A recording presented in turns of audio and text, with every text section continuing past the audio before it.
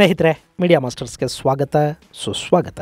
ಗೆಳೆಯರೆ, ಅವರನ್ನು ಅದಕ್ಕೇನೆ ತಲೆ ಇಲ್ಲದ ಸೈನಿಕರು ಅಂತ ಕರೆಯೋದು. ನಮ್ಮ ತಲೆ ಇದೆಯಲ್ಲ, ಅದಕ್ಕೆ ನಾವು ಕೆಲಸ ಕೊಡ್ತಾ ಇದ್ರೆ ಅದು ಬೆಳೀತಾ ಇರುತ್ತೆ, ಯೋಚನೆ ಮಾಡೋ ಶಕ್ತಿಯನ್ನ ತಾನೇ ಪಡ್ಕೊಳ್ತಾ ಹೋಗುತ್ತೆ. ಆದ್ರೆ ಯಾರದ್ದೋ ಮಾತು ಕೇಳಿ ಬ್ರೈನಿಗೆ ಕೆಲಸ ಕೊಡೋದನ್ನ ನಿಲ್ಲಿಸಿ ವಿಶ್ವಾಸಿಗಳಾಗಿಬಿಟ್ರೆ ಅದು ತನ್ನ ಕೆಲಸವನ್ನು ಕೂಡ ನಿಲ್ಲಿಸುತ್ತೆ. ಪಾಪ ಹೆಜ್ಬುಲ್ಲಾಗಳದೀಗ ಅದೇ ಪರಿಸ್ಥಿತಿ. ಮೊನ್ನೆ ಪೇಜರ್ಗಳು ಬ್ಲಾಸ್ಟ್ ಆದ ಕೂಡಲೇ ಇದು ಇಸ್ರೇಲ್ನ ಕೆಲಸ ಅಂತ ಅಬ್ಬರಿಸಿದ್ದ ಹೆಜ್ಬುಲ್ಲಾ ಪಡೆಗಳು ತಮ್ಮ ಬಳಿ ಇದ್ದ ಇನ್ನಿತರ ಎಲೆಕ್ಟ್ರಾನಿಕ್ ಡಿವೈಸ್ಗಳನ್ನು ಪಕ್ಕಕ್ಕಿಟ್ಟು ಅದರ ಬಗ್ಗೆ ತನಿಖೆಯನ್ನು ಮಾಡಬೇಕಿತ್ತು. ಅದನ್ನು ಮಾಡಬೇಕು ಅಂದ್ರೆ ತಲೆ ಕೆಲಸ ಮಾಡಬೇಕು ನೋಡಿ. ಅಲ್ಲಿ ಪೇಜರ್ ಸ್ಫೋಟದ ಬೆನ್ನಲ್ಲೇ ಸತ್ತವರನ್ನ ಮಣ್ಣು ಮಾಡೋ ಮೊದಲೇ ವೈರ್ಲೆಸ್ ಸೆಟ್ಟುಗಳು ಸ್ಫೋಟಗೊಂಡಿವೆ.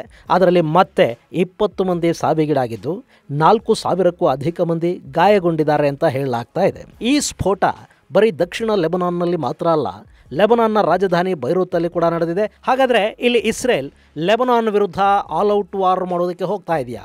ಮೊಸಾದ್ ಏಜೆಂಟರ ಶಕ್ತಿ ಅಂಥದ್ದು. ಅವರು ಈ ಹಿಂದೆ ಹೀಗೆ ತಂತ್ರಜ್ಞಾನವನ್ನು ಬಳಸಿ ಮಾಡಿದ ಹತ್ಯೆಗಳು ಯಾವುವು ಅನ್ನೋದರ ಜೊತೆಗೆ ಈ ಘಟನೆಗಳಿಂದ ಭಾರತ ಕಲಿಬೇಕಾದ ಪಾಠ ಏನು ಅನ್ನೋದ್ರ ಬಗ್ಗೆ ಕೂಡ ನಾವೊಂದು ಸ್ವಲ್ಪ ಇಲ್ಲಿ ನೋಡೋಣ. ಅದಕ್ಕೂ ಮುಂಚೆ ನಿಮಗೆ ಇಲ್ಲೊಂದು ಚಿಕ್ಕ ಪ್ರಶ್ನೆ ಇದೆ.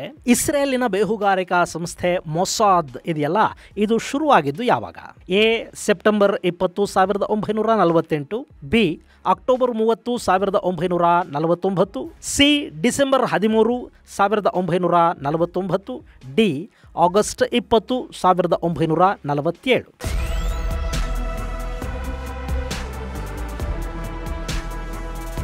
ಇಲ್ಲಿ ಹೆಜ್ಬುಲ್ಲಾ ಮತ್ತು ಇಸ್ರೇಲ್ನ ಆಟ ಹೇಗಿದೆ ಅಂದರೆ, ಒಬ್ಬರು ಚಾಪೆ ಕೆಳಗೆ ತೂರಿದ್ರೆ ಇನ್ನೊಬ್ಬರು ರಂಗೋಲಿ ಕೆಳಗೆ, ನೆಲದ ಕೆಳಗೆ ತೂರೋ ಪ್ರಯತ್ನವನ್ನು ಮಾಡ್ತಾ ಇದ್ದಾರೆ. ಮೊಬೈಲ್ ಯುಗದಲ್ಲಿ ಕೂಡ ಹೆಜ್ಬುಲ್ಲಾಗಳು ಪೇಜರ್ ಅನ್ನು ಬಳಸ್ತಾ ಇದ್ದದ್ದು, ವಾಕ್ಯಗಳನ್ನು ಬಳಕೆ ಮಾಡ್ತಾ ಇದ್ದದ್ದು ಇಸ್ರೇಲಿನ ಬೇಹುಗಾರರ ಕಣ್ಣು ತಪ್ಪಿಸ್ಕೊಳ್ಬೇಕು ಅನ್ನೋ ಉದ್ದೇಶದಿಂದಲೇ. ಈ ಪೇಜರ್ಗಳಿವೆ ನೋಡಿ, ಇವು ರೇಡಿಯೋ ತರಂಗಗಳ ಮೂಲಕ ಸಂದೇಶವನ್ನು ರವಾನೆ ಮಾಡುತ್ತವೆ. ಹೀಗಾಗಿ ಮೊಬೈಲ್ ಸಿಗ್ನಲ್ಗಳ ಥರ ಇವುಗಳನ್ನು ಗುರುತಿಸೋದಕ್ಕೆ ಮತ್ತು ಅವುಗಳಿಗೆ ಕಳ್ಳಗಿವಿ ಇಡೋದಕ್ಕೆ ಸಾಧ್ಯ ಆಗೋದಿಲ್ಲ.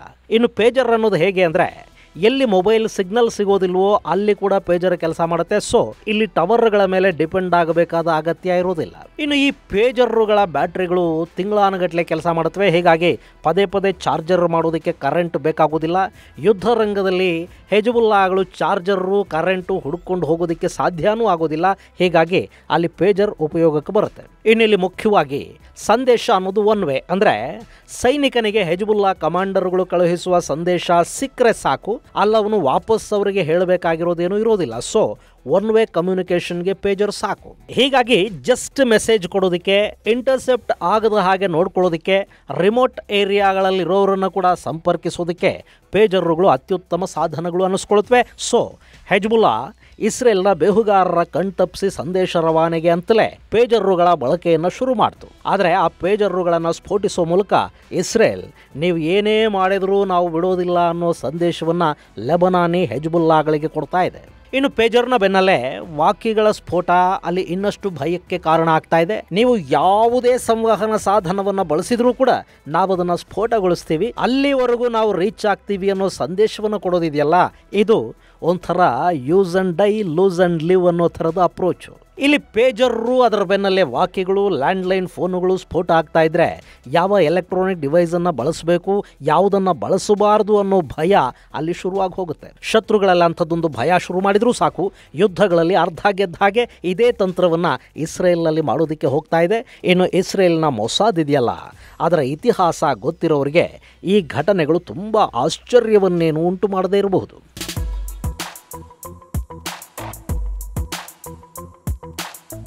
ಗೆಳೆಯರೆ, ಅದು 1996 ಗಾಜಾ ಮೂಲಕ ಇಸ್ಲಾಮಿಕ್ ರೆಸಿಸ್ಟೆನ್ಸ್ ಪಡೆಗಳು ಇಸ್ರೇಲಿನ ವಿರುದ್ಧ ನಿರಂತರ ದಾಳಿಗಳನ್ನು ಮಾಡ್ತಾ ಇದ್ವು. ಅವತ್ತಿಗೆ ಪ್ಯಾಲೆಸ್ತೀನಿ ಗೆರಿಲ್ಲಾ ಪಡೆಗಳ ನಾಯಕತ್ವವನ್ನು ವಹಿಸಿಕೊಂಡಿದ್ದವನ ಹೆಸರು ಅಯಾಷ್.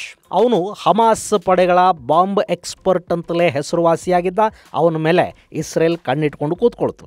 ಈ ಅಯಾಷ್ ಇದ್ನಲ್ಲ, ಇವನು ಎಷ್ಟು ಬುದ್ಧಿವಂತ ಅಂದರೆ, ಮೊಬೈಲ್ ಫೋನುಗಳನ್ನು ಬಳಸಿದ್ರೆ ಇಸ್ರೇಲ್ ತನ್ನನ್ನು ಗುರಿಯಾಗಿಸಿಕೊಂಡು ಎಲ್ಲಿ ಕೊಂದು ಹಾಕುತ್ತೋ ಅನ್ನೋ ಭಯಕ್ಕೆ ತನ್ನದು ಅಂತ ಒಂದು ಮೊಬೈಲನ್ನು ಇವನು ಇಟ್ಟುಕೊಂಡಿರಲಿಲ್ಲ. ಇವನು ಸುತ್ತ ಇರ್ತಾ ಇದ್ದ ಶಿಷ್ಯ ಪಡೆ ಇತ್ತಲ್ಲ, ಅವರ ಪೈಕಿ ಯಾರದಾದ್ರೂ ಫೋನನ್ನು ಇವನು ಬಳಸ್ತಾ ಇದ್ದ, ಅದನ್ನ ಇಸ್ರೇಲ್ ಐಡೆಂಟಿಫೈ ಮಾಡ್ತು. ಹಾಗೆ ಇವನ ಅತ್ಯಾಪ್ತನೊಬ್ಬನನ್ನ ಬುಟ್ಟಿಗೆ ಹಾಕೊಳ್ತು. ಅವನ ಮೊಬೈಲಲ್ಲೊಂದು 15 ಗ್ರಾಂನಷ್ಟು ಸ್ಫೋಟಕವನ್ನಿಟ್ಟು ಅವನನ್ನ ಈ ಅಯಾಷ್ ಬಳಿಗೆ ಕಳುಹಿಸಿಕೊಡ್ಲಾಯ್ತು. ಅದೊಂದಿನ ಅಯಾಷ್ ತನ್ನ ತಂದೆಗೆ ಕಾಲ್ ಮಾಡಬೇಕಿತ್ತು. ಅವನು ತನ್ನ ಗೆಳೆಯನ ಮೊಬೈಲನ್ನು ತಗೊಂಡು ಅದರಿಂದ ರಿಂಗ್ ಮಾಡ್ದ. ಮತ್ತೊಂದು ಕಡೆ ಇಸ್ರೇಲಿ ಪಡೆಗಳು ಪ್ಯಾರಲಲ್ ಸಿಮ್ ಕಾರ್ಡ್ ಹಾಕೊಂಡು ಇವರ ಸಂಭಾಷಣೆಯನ್ನ ಕೇಳೋದಕ್ಕೆ ಪ್ರಯತ್ನ ಪಡ್ತಾ ಇದ್ವು. ಅಲ್ಲಿ ಫೋನ್ ರಿಂಗ್ ಆಯ್ತು. ಮಾತಾಡ್ತಿದ್ದವನು ಅಯಾಶ್ ಅನ್ನೋದು ಗೊತ್ತಾದ ಕೂಡಲೇ ಇಸ್ರೇಲ್ ಅವನು ಮಾತಾಡ್ತಾ ಇದ್ದ ಮೊಬೈಲೇ ಸ್ಫೋಟಗೊಳ್ಳೋ ಹಾಗೆ ಮಾಡ್ತು. ಅಷ್ಟೇ, ಅಯಾಶ್ನ ತಲೆ ಕ್ಯಾಬೇಜ್ ತರ ಓಪನ್ ಆಗಿ ಹೋಯ್ತು. ಇನ್ನು 1997ರಲ್ಲಿ ಬೆಂಜಮಿನ್ ನೆತನ್ಯಾಹು ಮೊದಲ ಬಾರಿಗೆ ಇಸ್ರೇಲ್ನ ಪ್ರಧಾನಿಯಾಗಿದ್ರು. ಆ ಸಂದರ್ಭದಲ್ಲಿ ಪ್ಯಾಲೆಸ್ತೀನಿ ಇಸ್ಲಾಮಿಸ್ಟ್ ಉಗ್ರರ ಪಡೆಗಳನ್ನ ಮಟ್ಟ ಹಾಕೋದಕ್ಕೆ ಮೊಸಾದ್ಗೆ ಆದೇಶವನ್ನು ಕೊಡ್ತಾರೆ. ಅವತ್ತಿಗೆ ಈ ಪ್ಯಾಲೆಸ್ತೀನಿ ಇಸ್ಲಾಮಿಸ್ಟ್ ಗ್ರೂಪ್ನ ಪಾಲಿಟ್ ಬ್ಯೂರೋ ಮುಖ್ಯಸ್ಥನಾಗಿದ್ದವನು ಖಲೀದ್ ಮಶಾಲ್. ಅವನು ಜೋರ್ಡಾನ್ನ ರಾಜಧಾನಿ ಅಮಾನ್ನಲ್ಲಿದ್ದ. ಅವನನ್ನ ಇಸ್ರೇಲ್ ಗುರಿಯಾಗಿಸ್ಕೊಳ್ತು. ಅದೊಂದಿನ ಜೋರ್ಡಾನ್ನಲ್ಲಿ ಯಾವುದೋ ಮೀಟಿಂಗ್ ಆಗಿ ಹೋಗ್ತಾ ಇದ್ದವನು ತನ್ನ ಕಾರನ್ನ ಪಾರ್ಕ್ ಮಾಡಿ ಕಾರಿಂದ ಇಳಿದು ಹೋದ. ಇಬ್ಬರು ಮೊಸಾದ್ ಏಜೆಂಟರು ಕೋಕಾ ಕೋಲಾ ಬಾಟಲ್ ಮೂಲಕ ಅವನ ಮೇಲೆ ವಿಷವನ್ನ ಸ್ಪ್ರೇ ಮಾಡಿ ಅವನನ್ನು ಕೊಂದು ಹಾಕೋ ಪ್ರಯತ್ನವನ್ನು ಮಾಡಿದ್ರು. ಆದ್ರೆ ಅವನ ಅದೃಷ್ಟ ಗಟ್ಟಿ ಇತ್ತು. ವಿಷ ಅವನ ಮೈ ಮೇಲೆ ಬಿದ್ದ ನಂತರ ಕೂಡ ಅವನನ್ನು ತಕ್ಷಣ ಆಸ್ಪತ್ರೆಗೆ ಸಾಗಿಸಲಾಯಿತು. ಜೊತೆಗೆ ಈ ಇಬ್ಬರು ಏಜೆಂಟರನ್ನ ಅಲ್ಲಿದ್ದವರು ಹಿಡಿದ್ರು. ಜೋರ್ಡಾನ್ ಪೊಲೀಸರ ವಶಕ್ಕೆ ಅವರನ್ನು ಕೊಡಲಾಯಿತು. ಮುಂದೆ ಜೋರ್ಡಾನ್ ಹಾಗೂ ಇಸ್ರೇಲ್ ನಡುವೆ ಮಾತುಕತೆಗಳು ನಡೆದು ಈ ಖಲೀದ್ ಮಶಾಲ್ನ ಬದುಕಿಸೋದಕ್ಕೆ ಬೇಕಾದ ಆಂಟಿಡಾಟ್ ಅನ್ನು ಕೊಟ್ಟು ಇಸ್ರೇಲ್ ತನ್ನಿಬ್ಬರು ಏಜೆಂಟರನ್ನ ಬಿಡಿಸ್ಕೊಂಡು ಹೋಯ್ತು. ಅಂದ್ರೆ ಇಲ್ಲಿ ವಿಷ ಪ್ರಯೋಗ ಮಾಡೋದು ಅಷ್ಟೇ ಅಲ್ಲ, ಅದಕ್ಕೆ ಬೇಕಾದ ಆಂಟಿಡಾಟ್ ಅನ್ನು ಕೂಡ ಅವರು ರೆಡಿ ಮಾಡಿ ಇಟ್ಕೋತಾರೆ. ಅಂದ್ರೆ ಅವರು ಯೋಚಿಸುವ ರೀತಿ ಅದೆಷ್ಟು ಅಡ್ವಾನ್ಸ್ಡ್ ಆಗಿರುತ್ತೆ ಅನ್ನೋದನ್ನ ನಾವೊಂದ್ಸರಿ ಅರ್ಥ ಮಾಡ್ಕೋಬೇಕು. ಇನ್ನು 2010ರಲ್ಲಿ ಹಮಾಸ್ ಉಗ್ರ ಪಡೆಗಳಿಗೆ ಆಯುಧಗಳನ್ನ ಸರಬರಾಜು ಮಾಡ್ತಾ ಇದ್ದ ಮೊಹಮ್ಮದ್ ಅಲ್ ಮಾಬೂ ಅನ್ನೋನನ್ನ ದುಬೈನ ಹೋಟೆಲ್ನಲ್ಲಿ ವಿಷ ಪ್ರಯೋಗದ ಮೂಲಕವೇ ಮೊಸಾದ್ ಕೊಂದು ಹಾಕ್ತು. ಆ ಬಗೆಗಿನ ಮಾಹಿತಿಯನ್ನ ಈ ಹಿಂದಿನ ವಿಡಿಯೋ ಒಂದರಲ್ಲಿ ನಿಮಗೆ ವಿವರವಾಗಿ ಹೇಳಿದ್ದೀನಿ.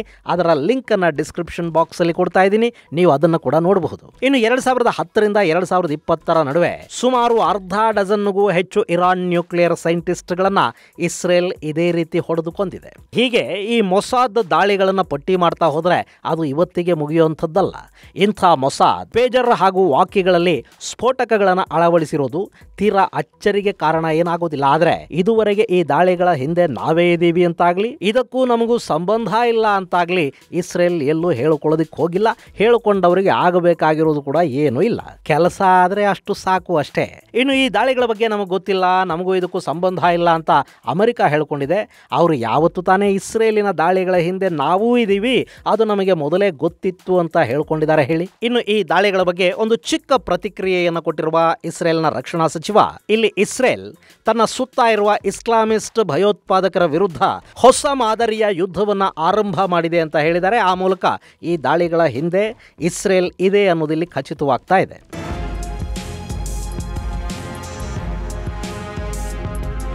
ಇನ್ನು ಗೆಳೆಯರೆ, ಈ ಘಟನೆಗಳಿಂದ ನಾವು ಕಲಿಬೇಕಾಗಿರೋ ಪಾಠ ಏನು? ಈಗ ಭಾರತ ಇದೆ ನೋಡಿ, ನಮ್ಮಲ್ಲಿ ಬಹುತೇಕ ಮೊಬೈಲ್ ಫೋನುಗಳು, ಎಲೆಕ್ಟ್ರಾನಿಕ್ ವಸ್ತುಗಳು ಚೈನಾದಿಂದ ಆಮದಾಗತ್ವೆ. ನಾವು ಏನೇ made in India, make in India ಅಂತ ಹಾಕೊಂಡ್ರು ಕೂಡ ಬಹುತೇಕ ಇಲ್ಲಿ ನಾವು ಮಾಡೋದು ಅಸೆಂಬ್ಲಿಂಗ್ ಅನ್ನು ಮಾತ್ರ.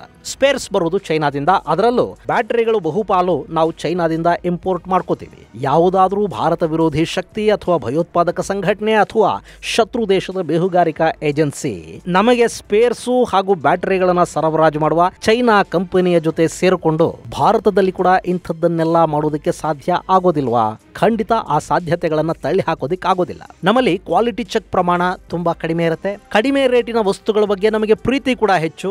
ಒಂದು 50 ರೂಪಾಯಿ ಕಡಿಮೆ ಅಂದ್ರೆ ಅದು ಚೈನಾದ ಐಟಮ್ ಆದ್ರೂ ಆಗಿರ್ಲಿ, ಪಾಕಿಸ್ತಾನದ ಐಟಮ್ ಆದ್ರೂ ಆಗಿರ್ಲಿ, ಅಥವಾ ಭಯೋತ್ಪಾದಕರೇ ಸಿದ್ಧಪಡಿಸಿ ನಮಗೆ ಮಾರಾಟ ಮಾಡೋ ವಸ್ತು ಆದ್ರೂ ಕೂಡ ನಾವು ಹಿಂದೆ ಮುಂದೆ ನೋಡದೆ ಅದನ್ನ ಖರೀದಿ ಮಾಡಿಬಿಡ್ತೀವಿ. ನಮಗೆ ರೇಟ್ ಕಡಿಮೆ ಆದ್ರೆ ಅಷ್ಟು ಸಾಕು. ಹೀಗಿರುವಾಗ ಇಂಥ ದಾಳಿಗಳಿಗೆ ಭಾರತ ಯಾವತ್ತು ಬೇಕಾದರೂ ತುತ್ತಾಗುವ ಸಾಧ್ಯತೆ ಇದ್ದೇ ಇರುತ್ತೆ. ಹಾಗಾಗಬಾರದು ಅಂದ್ರೆ ನಮ್ಮ ಮೊಬೈಲ್ ಹಾಗೂ ಎಲೆಕ್ಟ್ರಾನಿಕ್ಸ್ ತಯಾರಿಕೆ ಹಾಗೂ ಮಾರಾಟ ಮಾಡುವ ಕಂಪನಿಗಳು ಇನ್ನೂ ಸ್ವಲ್ಪ ಹೆಚ್ಚಿನ ಕ್ವಾಲಿಟಿ ಚೆಕ್ ಬಗ್ಗೆ ಗಮನ ಕೊಡಬೇಕಾಗತ್ತೆ. ಆಮದು ಮಾಡಿಕೊಳ್ಳುವ ವಸ್ತುಗಳನ್ನ ಇನ್ನಷ್ಟು ಕೂಲಂಕುಷವಾಗಿ ಪರಿಶೀಲನೆ ನಡೆಸಬೇಕಾಗತ್ತೆ. ಅದರ ಜೊತೆಗೆ ಅದಕ್ಕಿಂತ ಒಳ್ಳೆಯದು ಅಂದ್ರೆ ನಾವು ಒಂದು ಸ್ವಲ್ಪ ಬೆಲೆ ಹೆಚ್ಚಾದರೂ ಪರವಾಗಿಲ್ಲ, ಚೈನಾದಿಂದ ಅಥವಾ ಬೇರೆ ದೇಶಗಳಿಂದ ಆಮದು ಮಾಡಿಕೊಳ್ಳುವ ವಸ್ತುಗಳ ಪ್ರಮಾಣವನ್ನು ಕಡಿಮೆ ಮಾಡಿ ನಮ್ಮಲ್ಲೇ ಹೆಚ್ಚು ವಸ್ತುಗಳನ್ನು ತಯಾರು ಮಾಡಿಕೊಳ್ಳೋದು ಮತ್ತು ಇಲ್ಲಿ ಕ್ವಾಲಿಟಿ ಚೆಕ್ ಪ್ರಮಾಣವನ್ನು ಇನ್ನಷ್ಟು ಹೆಚ್ಚು ಮಾಡಬೇಕಾದ ಅಗತ್ಯ ಕೂಡ ಇಲ್ಲಿ ಕಂಡು ಬರ್ತಾ ಇದೆ. ಹಾಗಾಗದೇ ಇದ್ರೆ ಭಾರತದಂಥ 140 ಕೋಟಿ ಜನ ವಾಸ ಮಾಡುವ ಈ ದೇಶದಲ್ಲಿ ಯಾವತ್ತು ಬೇಕಾದರೂ ಯಾವ ಶತ್ರು ಬೇಕಾದರೂ ಈ ತಂತ್ರಗಾರಿಕೆಯ ಮೂಲಕ ನಮ್ಮಲ್ಲೊಂದು ವಿಧ್ವಂಸವನ್ನು ತುಂಬ ಸುಲಭವಾಗಿ ಸೃಷ್ಟಿ ಮಾಡಿಬಿಡೋದಕ್ಕೆ ಸಾಧ್ಯ ಆಗುತ್ತೆ. ಈಗ ಲೆಬನಾನ್ನ ವಿಷಯದಲ್ಲಿ ಮೊಸಾದ್ ಮಾಡಿ ತೋರಿಸಿರೋದನ್ನ ನಾಳೆ ಬೇರೆ ಯಾರೋ ನಮ್ಮ ದೇಶದ ವಿರುದ್ಧ ಮಾಡೋದಿಲ್ಲ ಅಂತಾಗ್ಲಿ ಮಾಡಬಾರದು ಅಂತಾಗ್ಲಿ ಏನಿದೆ ಅಲ್ವಾ, ಸೊ ಇದು ಚೈನಾ ವಸ್ತುಗಳನ್ನು ಹೆಚ್ಚಾಗಿ ಬಳಸುವ ಭಾರತಕ್ಕೆ ಕೂಡ ಒಂದು ಎಚ್ಚರಿಕೆಯ ಗಂಟೆ ಅಂದ್ರೆ ಖಂಡಿತ ತಪ್ಪಾಗಲಾರದು. ಇನ್ನು ಆಗಲೇ ನಿಮಗೊಂದು ಪ್ರಶ್ನೆ ಇತ್ತಲ್ಲ, ಅದಕ್ಕೆ ಸರಿಯಾದ ಉತ್ತರ ಸಿ, ಡಿಸೆಂಬರ್ 13, 1949. ಈ ಮೊಸಾದ್ ಇದೆಯಲ್ಲ, ಇದನ್ನ institute for intelligence and special operations ಅಂತ ಕರೀತಾರೆ. ಇದು ಇಸ್ರೇಲ್ನ ಗುಪ್ತಚರ ಇಲಾಖೆ ಅಮನ್ ಹಾಗೂ ಶಿನ್ಬೆಟ್ ಜೊತೆಲಿ ಇದು ಕೂಡ ಗುರುತಿಸಿಕೊಂಡಿದೆ. ಇದರ ಮುಖ್ಯ ಕಚೇರಿ ಟೆಲ್ ಅವೀವ್ ಅಲ್ಲಿದ್ದು ಪ್ರಧಾನಮಂತ್ರಿಗಳ ಕಚೇರಿಯ ಅಡಿಯಲ್ಲಿ ಇದು ಕಾರ್ಯನಿರ್ವಹಿಸುತ್ತೆ. ಗುಪ್ತಚರ ಮಾಹಿತಿಯನ್ನ ಕಲೆ ಹಾಕೋದು, ಕೋವರ್ಟ್ ಆಪರೇಷನ್ ಗಳನ್ನ ಮಾಡೋದು, ಕೌಂಟರ್ ಟೆರರಿಸಂ ಅನ್ನ ಮಾಡೋದು ಇದರ ಮುಖ್ಯ ಕೆಲಸ. ಮೊಸಾದ್ ವಿದೇಶಗಳಲ್ಲಿ ಅಡಗಿ ಕೂತಿದ್ದ ಸಾಕಷ್ಟು ಇಸ್ರೇಲ್ ವಿರೋಧಿಗಳನ್ನ, ಉಗ್ರರನ್ನ ಕೊಂದು ಮುಗಿಸಿದೆ. ಇವತ್ತು ಮೊಸಾದ್ ಅನ್ನೋದು ಜಗತ್ತಿನ ಅತಿ ಭಯಾನಕ ಬೇಹುಗಾರಿಕಾ ಸಂಸ್ಥೆ ಅನ್ನುವ ಖ್ಯಾತಿಯನ್ನು ಕೂಡ ಪಡ್ಕೊಂಡಿದೆ. ಗೆಳೆಯರೆ, ಮುಂದಿನ ಸಂಚಿಕೆಯಲ್ಲಿ ಮತ್ತಷ್ಟು ವಿಶೇಷಗಳ ಜೊತೆ ಮತ್ತೆ ಭೇಟಿಯಾಗೋಣ. ಅಲ್ಲಿವರೆಗೆ ಜೈ ಹಿಂದ್, ಜೈ ಕರ್ನಾಟಕ.